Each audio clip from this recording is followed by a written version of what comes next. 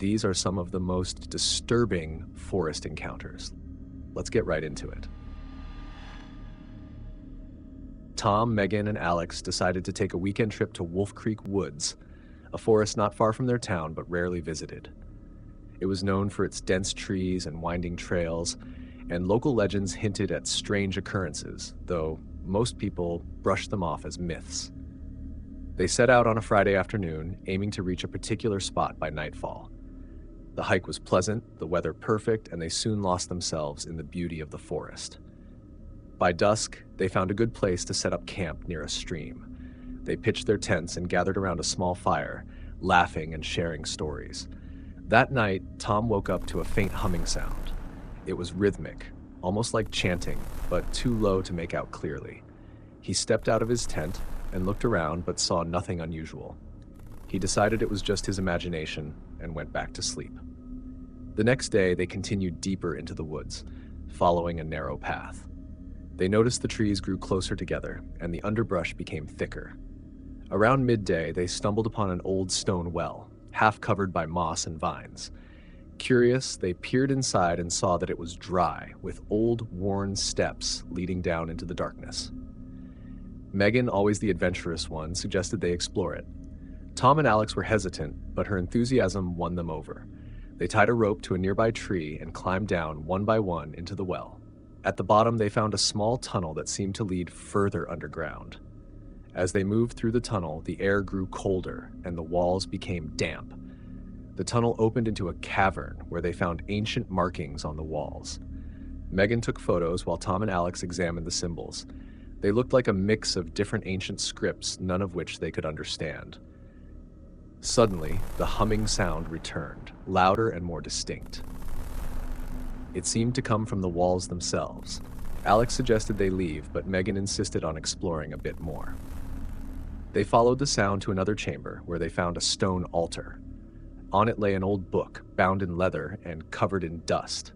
Tom opened the book and found it filled with strange drawings and text. As he flipped through the pages, the humming grew louder, almost overwhelming. Megan's flashlight flickered, and Alex felt a sudden chill. They all agreed it was time to leave. Climbing out of the well, they realized the forest had changed. The trees seemed closer, the path they had taken gone. They tried to retrace their steps, but every direction seemed to lead them deeper into the woods. Panic set in as the sun began to set, and the humming sound returned, this time from all around them. They decided to make camp and try again in the morning. That night, none of them could sleep. The humming was relentless, and shadows seemed to move just beyond the firelight. Tom kept the book close, hoping it might hold some clue to their escape. At dawn, they discovered symbols carved into the trees around their camp, similar to those in the cavern. They realized they had somehow activated something by taking the book. Desperate, Tom began to read from it aloud, hoping it might reverse whatever was happening. As he read, the forest seemed to react. The ground trembled, and the trees swayed violently. The humming grew into a roar, and a figure appeared among the trees, a tall, shadowy form that seemed to blend with the forest itself. It moved towards them, slow but deliberate. Megan, thinking quickly, grabbed the book and placed it on the ground, stepping back. The figure paused, then reached out and touched the book. In an instant, the humming stopped, and the forest fell silent. The figure and the book vanished, leaving no trace. They wasted no time in finding their way out. The forest seemed to open up for them, and within hours they were back at their car. They drove back to town in silence, the events of the past 2 days etched in their minds. They never returned to Wolf Creek Woods. The book, the cavern, and the shadowy figure remained a mystery they were content to leave unsolved. The forest returned to its quiet state, guarding its secrets once more, waiting for the next unwitting explorers.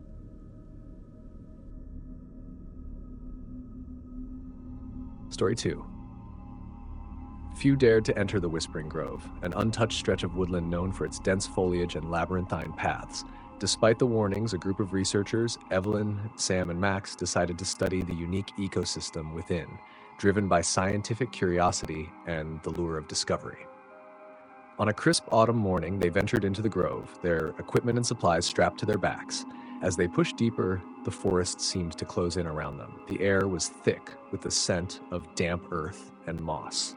The deeper they went, the more disoriented they became. The grove seemed alive, shifting and changing, making it difficult to keep track of their bearings. Their first night in the forest was uneventful, though the persistent feeling of being watched gnawed at their nerves. The next day, they stumbled upon a peculiar sight, a circle of stones arranged in a perfect ring. Each stone was marked with intricate carvings, indecipherable but strangely hypnotic. Sam, ever the skeptic, dismissed them as ancient tribal relics, but Evelyn felt an uneasy pull from the symbols. That evening, the forest came alive with whispers. It started as a soft murmur, barely audible over the crackling of their campfire. As the night deepened, the whispers grew louder, as if a crowd of unseen figures surrounded them. Max, the tech expert, tried to record the sounds, but his equipment malfunctioned, capturing only static. Sleep was elusive, and by dawn they decided to move on, hoping to shake off the eerie phenomena. Yet, the forest had other plans. Paths they had mapped out the day before led them in circles, returning them repeatedly to the stone circle. Tension mounted as supplies dwindled and tempers frayed. On the third night, the whispers took on a more menacing tone, interspersed with what sounded like laughter, cold, mocking. Evelyn, unable to ignore the pull of the stones, ventured into the circle. As she stepped inside, the air grew colder and the forest fell silent. She felt a sharp pain in her temples, and visions flooded her mind, images of the forest through the ages, of people entering the grove and never returning. Evelyn realized that the stones were not just markers, but a warning. The grove was a trap, an ancient prison for something that fed on fear and confusion. She tried to explain this to Sam and Max, but the forest played tricks on them, distorting their perceptions and driving them to distrust each other. In their desperation, they decided to leave everything behind and make a run for it, hoping to find an escape. As they ran, the forest seemed to close in, branches clawing at their clothes and skin. The whispers grew deafening, now clear words of torment and despair. They lost sight of each other in the chaos. Evelyn found herself back at the stone circle, alone and exhausted. She understood that to escape, she needed to break the cycle. She gathered the last of her strength and started to dismantle the stones, each one feeling heavier than the last. As she toppled the final stone, the forest screamed, a cacophony of rage and anguish that made her ears bleed. Then, abruptly, all went silent. Evelyn awoke at the edge of the forest, weak but alive. She never found Sam or Max, and the villagers who found her said she was lucky to be alive. Story 3. The village of Blackwood lay in the shadow of an ancient forest, its trees tall and twisted, their branches intertwining like skeletal fingers. Despite the forest's foreboding presence, the villagers respected it, taking only what they needed and never venturing too deep. This unspoken rule had kept them safe for generations. A team of biologists arrived one summer, led by Dr. Karen Halsey, an expert in unexplored ecosystems. Along with her were Jake, a seasoned tracker, and Maya, a tech-savvy graduate student. Their goal was to catalog the unique flora and fauna of Blackwood Forest. The villagers' warnings about strange occurrences were dismissed as mere superstition. On their first day, they set up camp near the edge of the forest, planning to venture deeper each day. The initial exploration yielded fascinating results, plants and insects never before documented. But as they progressed, the forest began to feel different. The air grew thicker, the light dimmer. The sounds of wildlife seemed to vanish, replaced by an oppressive silence. One evening, they stumbled upon a series of carvings etched into the trees, forming a path deeper into the woods. The symbols were unlike any they had seen before, almost like a language. Intrigued, Karen decided to follow the carvings, hoping they would lead to a significant discovery. The deeper they went, the more disoriented they became. Their GPS devices started malfunctioning, and Maya's compass spun wildly. As night fell, they realized they were lost. They set up camp again, the forest now a dark, looming presence around them. That night, strange sounds echoed through the woods, soft rustling, whispers just beyond the range of hearing. Jake, ever the pragmatist, dismissed it as wildlife, but Karen and Maya couldn't shake the feeling of being watched. Sleep was fleeting and filled with restless dreams. The next day, they found a clearing with an old, dilapidated cabin at its center. The door creaked open to reveal a room filled with more carvings and strange artifacts. Among them was an old journal, its pages yellowed and brittle. The entries described an ancient tribe that once lived in the forest, performing rituals to appease the spirits of the woods. The last entry spoke of a warning, a curse that would fall upon those who disturbed the forest's sanctity. As they read, the forest seemed to close in around them, the whispers growing louder, more insistent. Jake decided it was time to leave, but as they retraced their steps, the path seemed to shift and change. Panic set in as they realized the forest was actively working against them. Maya, using the journal as a guide, deciphered that the carvings were part of a ritual meant to confuse and trap intruders. The only way to break free was to find the source of the carvings and destroy it. Desperation drove them deeper into the forest, following the symbols to a massive tree, its trunk covered in carvings. As they approached, the whispers grew deafening, the air thick with a sense of impending doom. Karen, using a hunting knife, began to chip away at the carvings. Each strike seemed to agitate the forest more, but they persisted. Finally, with a final blow, the carvings were destroyed, and an eerie silence fell over the forest. The trees seemed to sigh, and the oppressive atmosphere lifted. Their GPS devices flickered back to life, guiding them out of the forest. Exhausted and shaken, they emerged from Blackwood Forest as dawn broke, the village of Blackwood a welcome sight. They never spoke of what happened in the forest, but the experience changed them.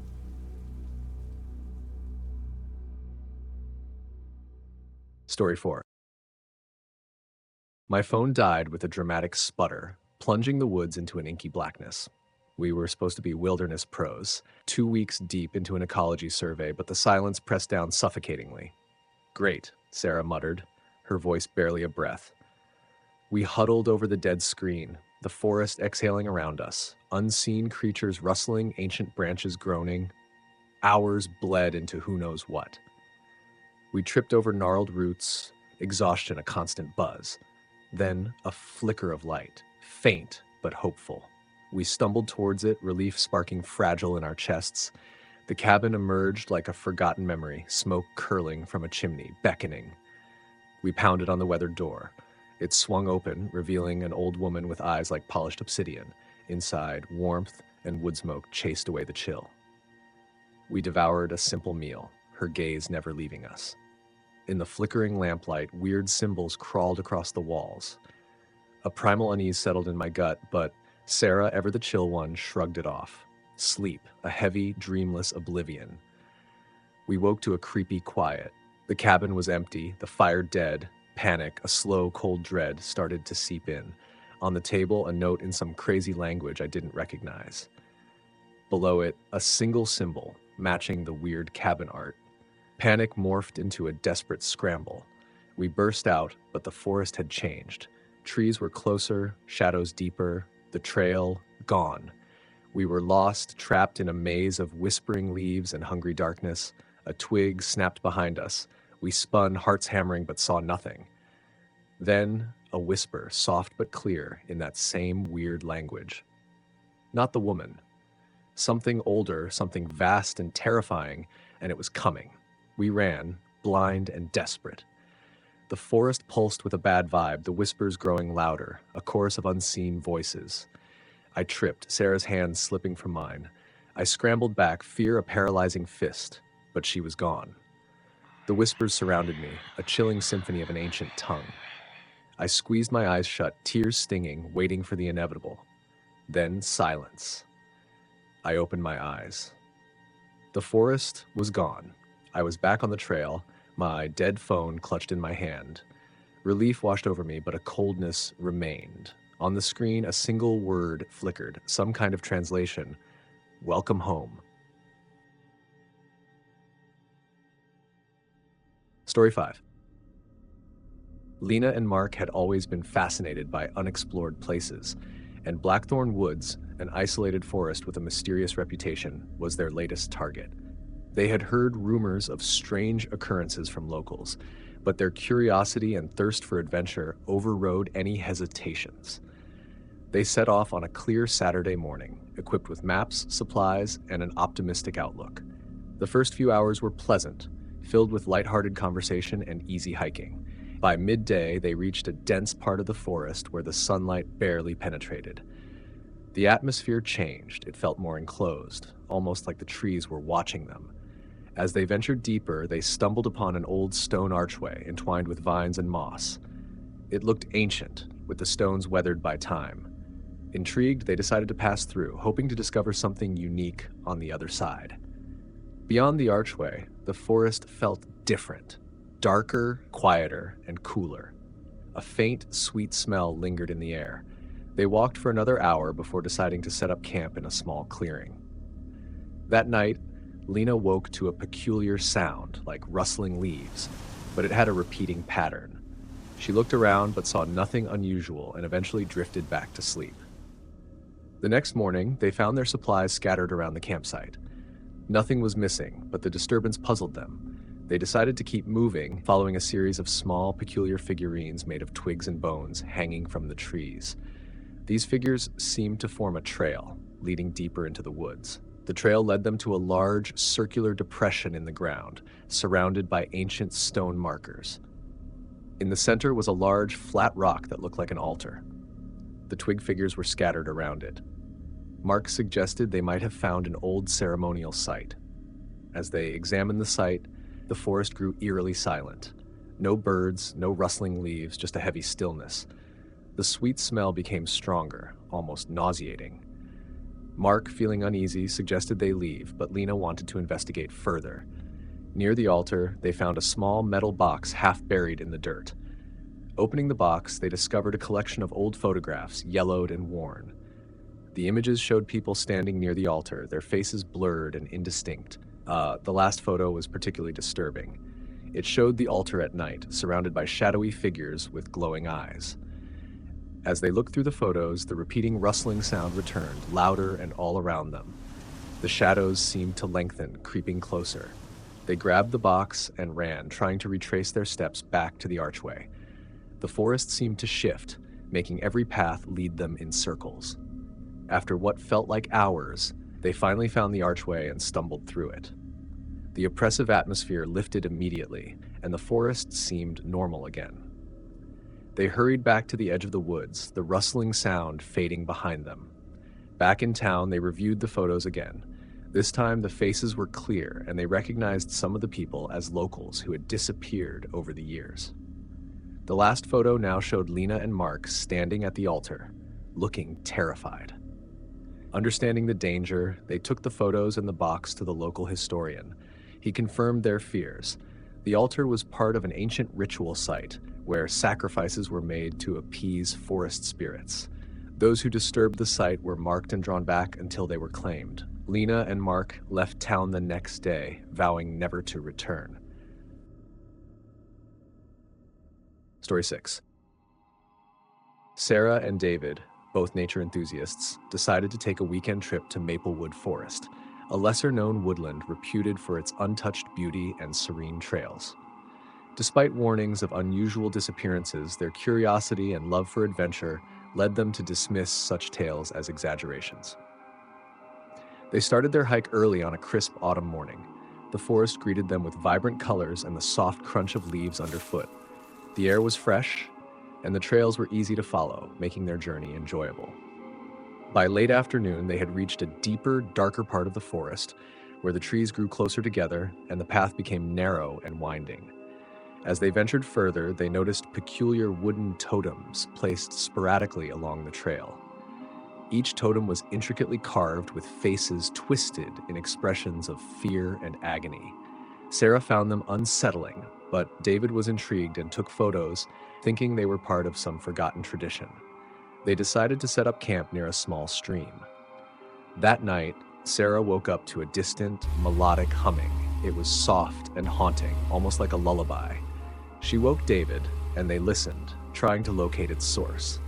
The sound seemed to come from deeper within the forest, but they couldn't pinpoint its origin. The next morning, they found strange markings drawn around their campsite in ash. They hadn't heard anyone approach during the night, and the markings were like nothing they had seen before. Concerned but determined to continue, they packed up and followed the trail marked by the totems. The trail led them to a secluded glade. In the center stood a massive tree with twisted branches that seemed to reach out like skeletal arms. At the base of the tree was a circle of stones, and in the center of the circle lay a small, weathered box. Against her better judgment, Sarah opened the box and found a collection of old handwritten notes. The notes spoke of rituals and a guardian spirit of the forest that demanded offerings to keep the woods safe. As they read the notes, the melodic humming returned, now louder and more urgent. The ground beneath them started to tremble slightly, and the air grew thick and heavy. They decided to leave the box and notes and head back to their camp. On their way back, the forest seemed to close in around them. The path they'd followed earlier now twisted in unfamiliar directions. The totems, once sporadic, were now more frequent, their expressions more grotesque. The humming grew louder, echoing through the trees, and shadows seemed to move just beyond their sight. They finally stumbled back to their campsite, only to find it in disarray. Their tent was torn, and their belongings were scattered. In the middle of the chaos stood a figure, a tall, gaunt man with hollow eyes and a gaunt face. He held one of the totems, its carved face matching his own expression of torment. The man spoke in a whisper that seemed to come from all around them, telling them they had disturbed the guardian's rest and now must atone. Before they could react, the man vanished, leaving behind only the totem. Terrified, they grabbed what they could and ran, ignoring the paths and barreling through the underbrush. The forest seemed to fight them, branches snagging their clothes and roots tripping their steps. The humming now a deafening roar, they finally burst out of the tree line and into the open field. Back in town, they shared their story with the local historian, who listened with a grave expression. He explained that the guardian spirit of Maplewood Forest was ancient, requiring offerings to keep the balance. Those who disrupted this balance faced dire consequences. Sarah and David left the town, vowing never to return to Maplewood Forest. The totems, the markings, and the guardian's eerie lullaby haunted their dreams, a reminder of the forest's dark, ancient power. Story 7. The sun dipped below the horizon as Mike and his friends set up camp in the heart of the woods. They'd been hiking for hours, eager to escape the city's chaos and immerse themselves in nature's serenity. As they gathered around the flickering campfire, sharing stories and laughter, a sudden rustling in the nearby bushes caught their attention. At first, they dismissed it as a harmless animal, but the rustling grew louder, closer. Mike stood up, shining his flashlight towards the source of the noise, but the beam only illuminated the dense foliage. The group fell silent, straining their ears to detect any further disturbance. Minutes passed without incident, and they began to relax, attributing the noise to their overactive imaginations.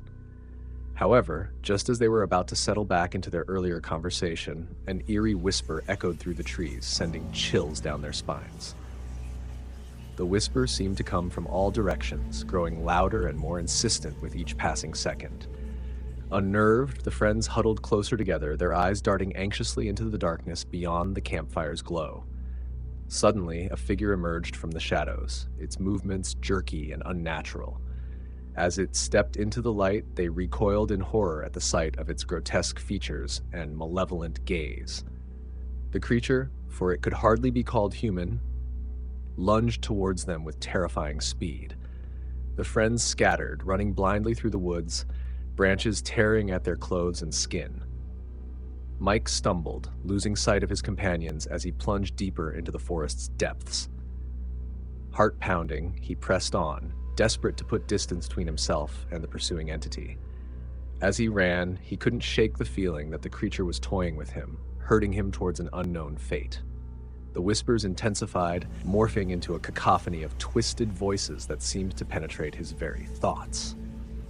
Just when Mike thought he could run no more, he burst into a clearing and found himself face to face with a sight that made his blood run cold. Before him stood an ancient stone altar, its surface stained with the remnants of countless sacrifices. The voices in his head reached a crescendo, and he realized with dawning horror that he had been chosen as the next offering to an unspeakable evil that had lurked in these woods for centuries.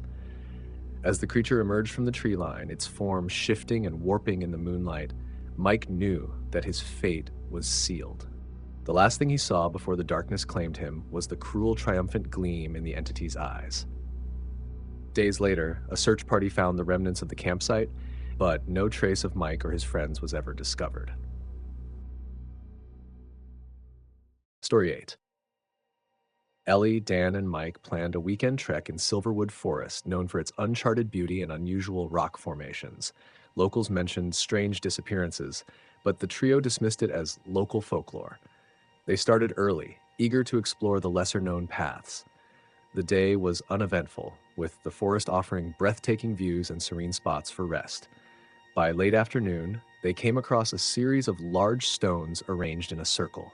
Intrigued, they decided to set up camp nearby and investigate the next day. That night, Ellie woke to a faint, metallic clinking sound. She nudged Dan and Mike awake, and they listened, trying to pinpoint its source. It seemed to come from deeper in the forest. Against better judgment, they grabbed their flashlights and followed the noise. They walked for about 15 minutes before the sound stopped abruptly. Confused, they turned to head back to camp but realized they were lost. Their trail markers were nowhere to be found, and the trees seemed denser than before. As they searched for a familiar path, they stumbled upon a small, ancient-looking graveyard. The headstones were weathered, with inscriptions too worn to read. In the center stood a larger stone with fresh flowers laid at its base, an odd sight given the graveyard's apparent age and neglect. Suddenly, the clinking resumed, louder and more rhythmic. It led them to a large tree with a hollow at its base. Inside the hollow was a metal box, old and rusted, yet surprisingly intact. They hesitated but decided to open it. Inside, they found an old, leather-bound journal and a rusted key. Flipping through the journal, they found entries from a man named Elias, who wrote about his search for a hidden room beneath the forest, a place he believed held something powerful. The last entry was abrupt, warning that the key should never be used. The group debated their next move, deciding to find the hidden room in hopes it might lead them out. Following the journal's clues, they reached a large rock that seemed to match the description. The key fit perfectly into a hidden lock, and the rock shifted to reveal a staircase leading down. The air grew colder as they descended. The passage ended in a small chamber, its walls lined with more ancient carvings. In the center was a pedestal with a small, ornate box. As Ellie reached for it, the carvings began to glow faintly, and the temperature dropped further. Opening the box revealed an old, intricately designed amulet. Suddenly, the carvings on the walls seemed to shift, showing scenes of people finding the amulet and the horrors that befell them. Realizing the danger, they decided to leave everything and find their way out. As they climbed back up, the clinking turned into a deafening roar. The forest seemed to twist around them, paths changing and trees moving. In a final, desperate sprint, they broke through the tree line, finding themselves near a familiar trail. They never spoke of the amulet or the hidden room again, agreeing to keep the journal and key hidden. The forest, once a place of beauty and adventure, had shown its darker side, and they had no desire to uncover any more of its secrets. The amulet remained untouched, its power and purpose a mystery they were content to leave unsolved. Like the video if you enjoyed, and subscribe for more horror stories.